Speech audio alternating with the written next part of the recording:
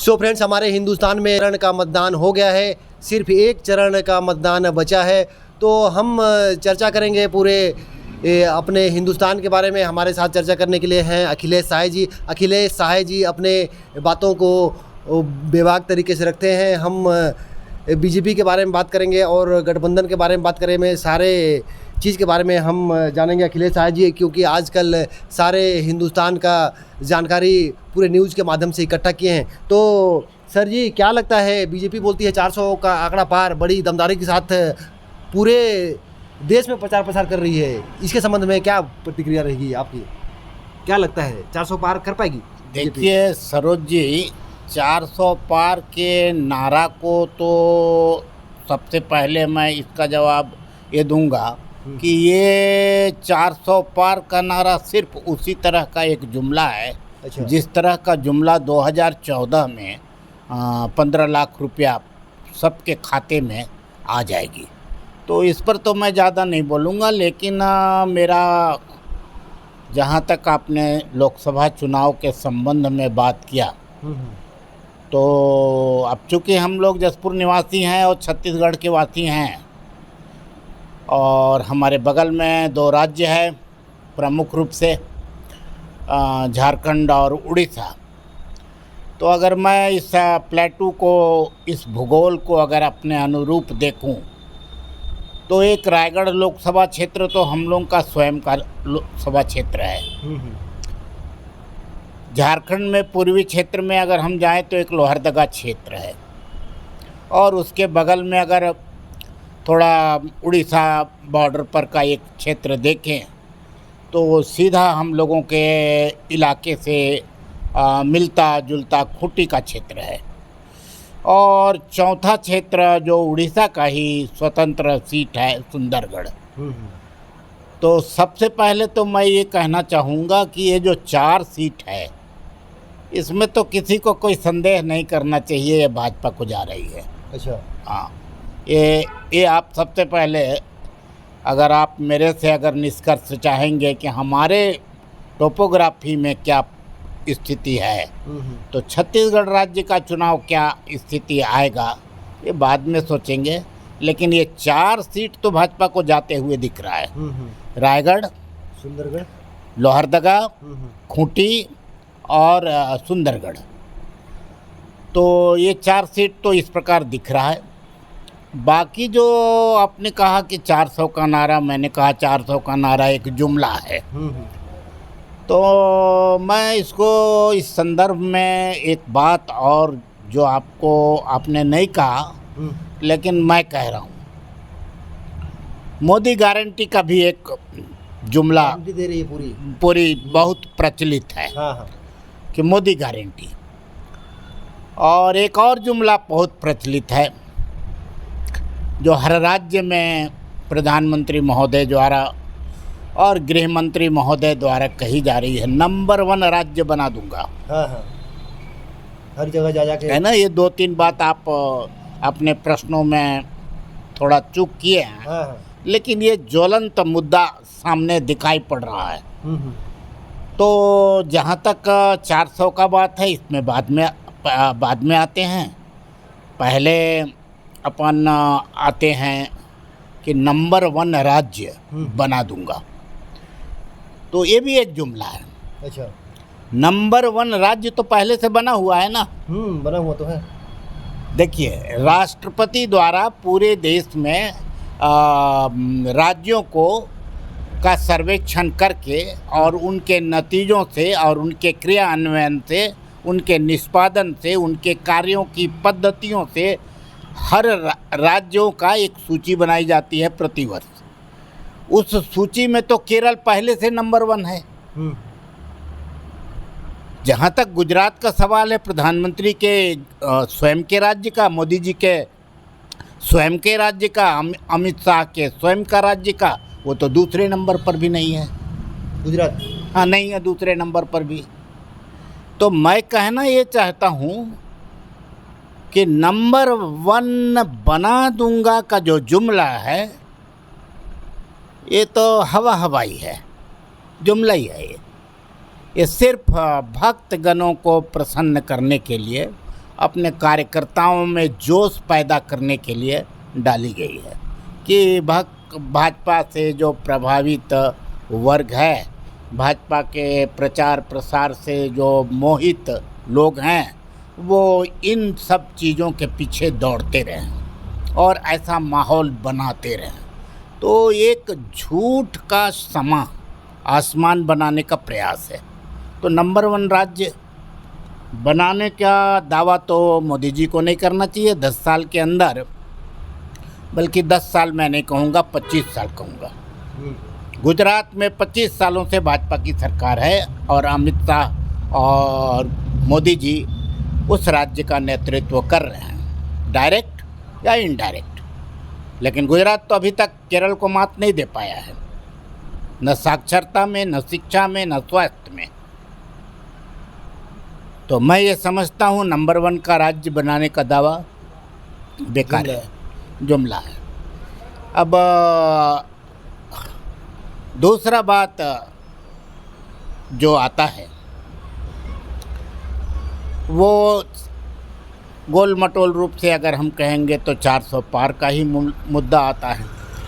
तो इस संबंध में मैं ऐसा कहना चाहूँगा कि पूरे हिंदुस्तान को अगर एक राष्ट्र के रूप में अगर हम देखें और उसमें अगर हम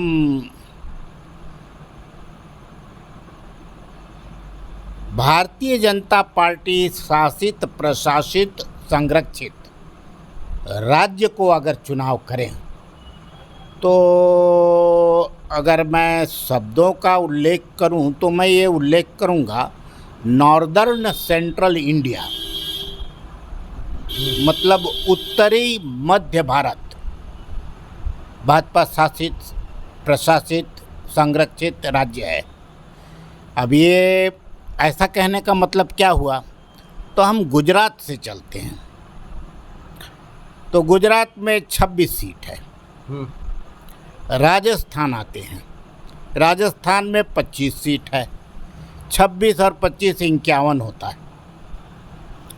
अगर हम उसके बाद अगर हम राजस्थान से सीधा उत्तर प्रदेश को जोड़ लें तो उत्तर प्रदेश में 80 सीट है। 80 और 91 171 सीट होता है। उत्तर प्रदेश का ही एक हिस्सा है उत्तरांचल, वहाँ 5 सीट है। अगर हम 5 सीट को मिला दें तो 176 होता है।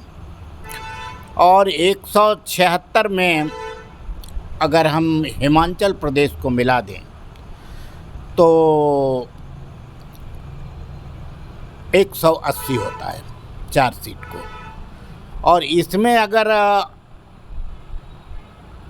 हम जोड़ दें मध्य प्रदेश को, पुराने मध्य प्रदेश को, 40 सीट जोड़ता है। तो इस प्रकार 200-220 के आसपास की सीट आ रहा है। तो ये इलाका मोदी जी का, अमित शाह जी का ओरिजिनल इलाका है।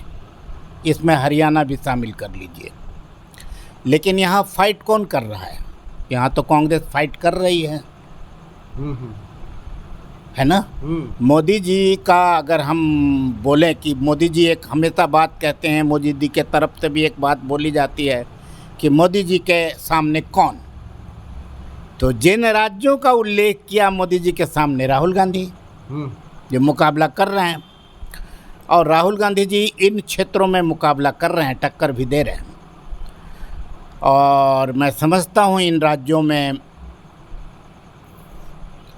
वो स्वयं के ताकत से या अन्य छोटे दलों के ताकत से, सहयोग से, समर्थन से कुछ न कुछ सीटें निकाल के लाएंगी। माने इन इलाकों में भाजपा को टक्कर मिल रहा है। अगर भाजपा को इन इलाकों में टक्कर मिल रहा है तो सीधा बात है कि अगर हम सभी दलों के संबंध में अगर हम सोचें तो इन इलाकों से ज़्यादा भाजपा को 150 सीट मिलने की उम्मीद करनी चाहिए, या ऐसा कह सकते हैं कि 150 से 200 सीट मिलने की उम्मीद करनी चाहिए।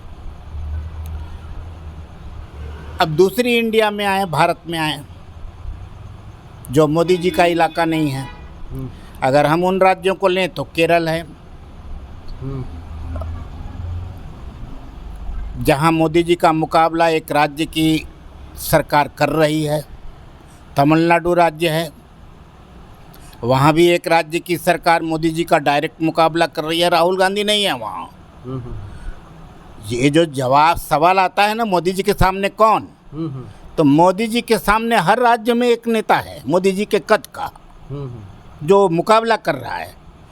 कर्नाटक में कौन, तो कर्नाटक में भी एक आदमी है जो मोदी जी का मुकाबला कर रहा है।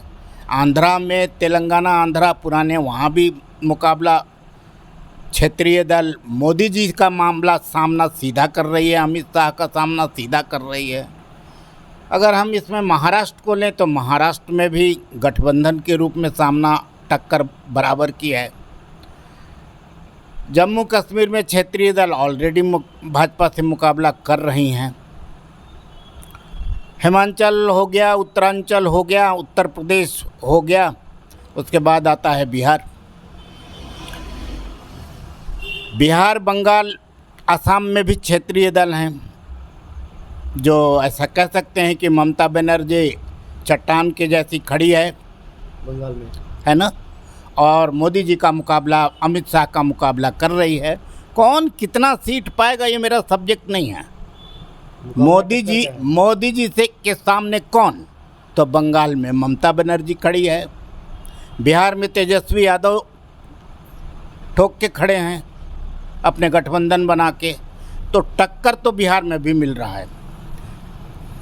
उसके बाद आते हैं बिहार से विभाजित झारखंड राज्य है। झारखंड राज्य में हेमंत सोरेन जी, जो भूतपूर्व मुख्यमंत्री हैं, जेल में बंद हैं, लेकिन उनकी पत्नी, शायद कल्पना सोरेन नाम है, मजबूती के साथ टक्कर ले रही है। 14 सीट है।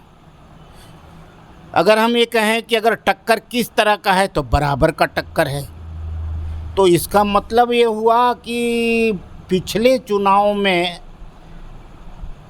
अगर 12 सीट अगर भाजपा को मिली थी झारखंड से, तो स्वाभाविक बात है अगर टक्कर में अगर पार्टी है तो 12 सीट तो घटने वाली है। तो मोदी जी का टक्कर झारखंड में भी है, बिहार में भी है। बिहार में 39 सीट है भाजपा के पास 2019 में, 40 कुल सीट है। ये गणित शायद उल्टा भी हो जाए तो कोई बड़ी बात नहीं, लेकिन टक्कर तो बराबर की वहाँ दिखाई पड़ रहा है। मैं फिर बोलूँगा, बराबर की टक्कर दिखाई पड़ रहा है। उड़ीसा आ जाए, बगल में उड़ीसा राज्य है। उड़ीसा में विधानसभा लोकसभा का दोनों चुनाव है। जीवन मृत्यु का सवाल है नवीन पटनायक जी।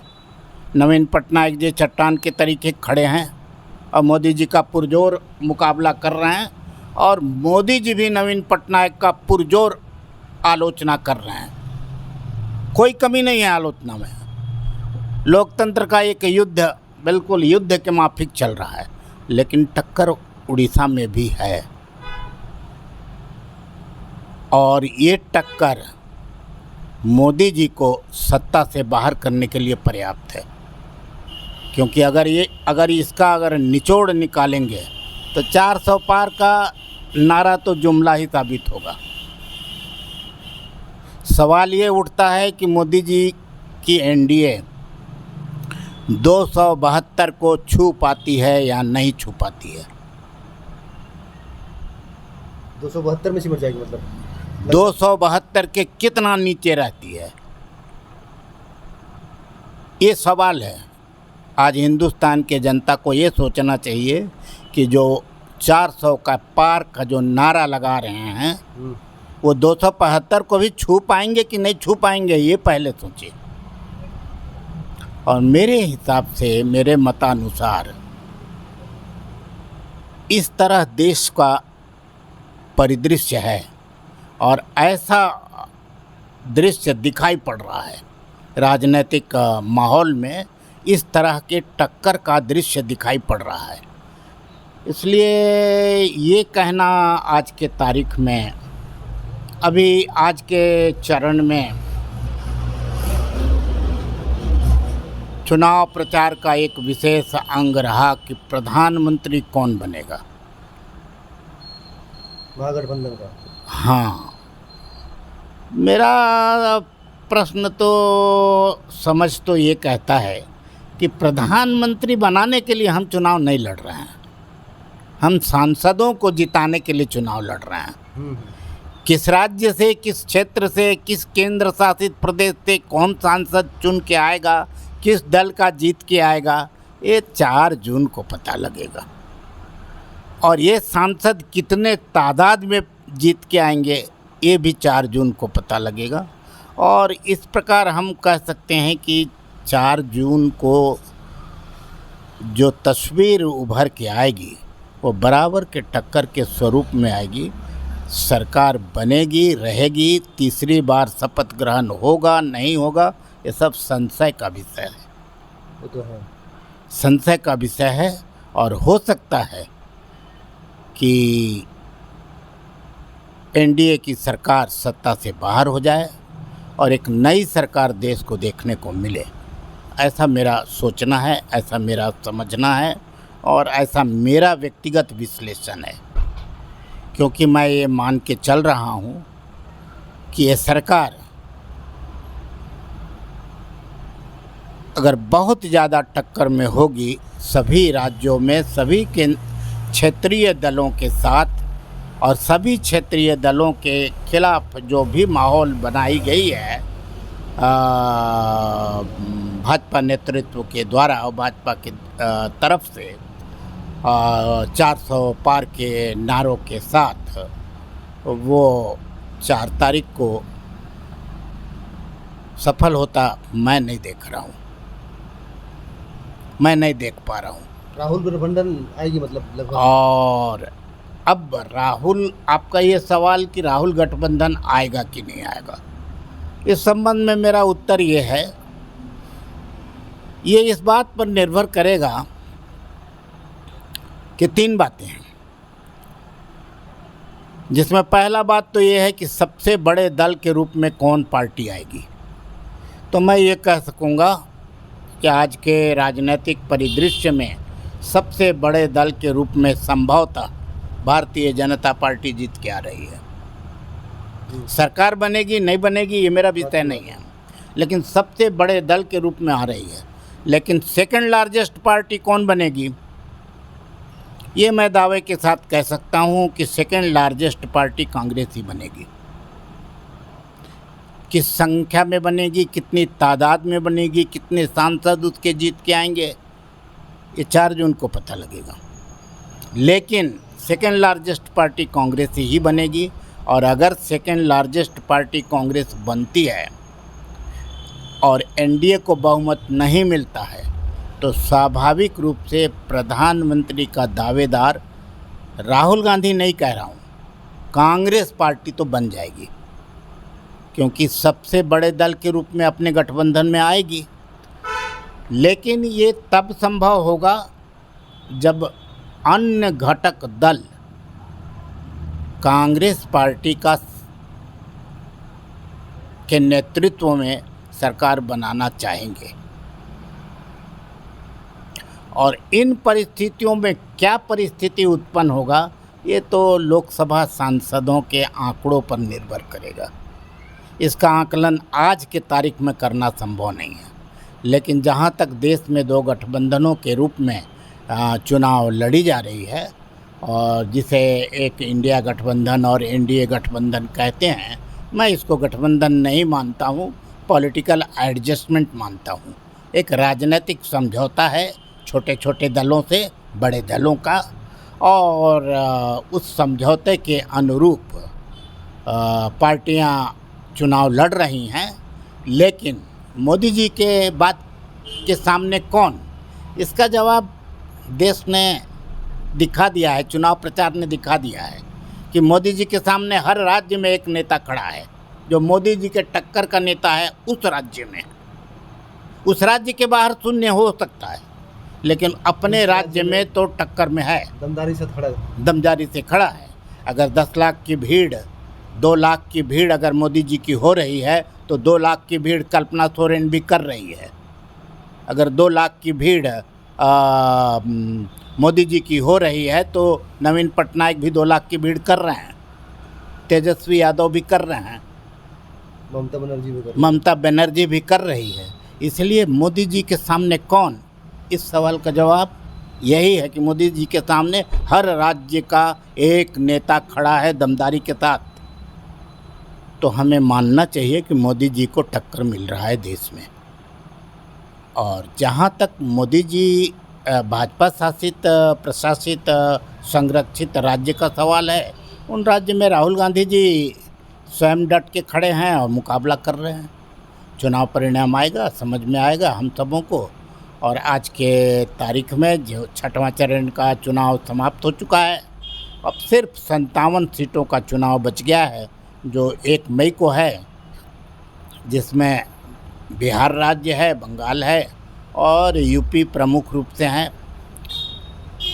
तो मैं ऐसा समझता हूँ कि 1 तारीख का चुनाव निर्णायक साबित होगा और देश में बदलाव की संभावनाओं को भी मैं देख रहा हूँ। लेकिन मैं ये नहीं देख रहा हूँ कि भाजपा का नेतृत्व राजनीतिक रूप से बड़े दल के रूप में कमज़ोर पड़ा है। देश का चुनाव 4 तारीख को आएगा, लोकसभा सांसदों का चुनाव, जिसमें भारतीय जनता पार्टी, एक बात तो निश्चित है, सबसे बड़े दल के रूप में उभर कर आएगी।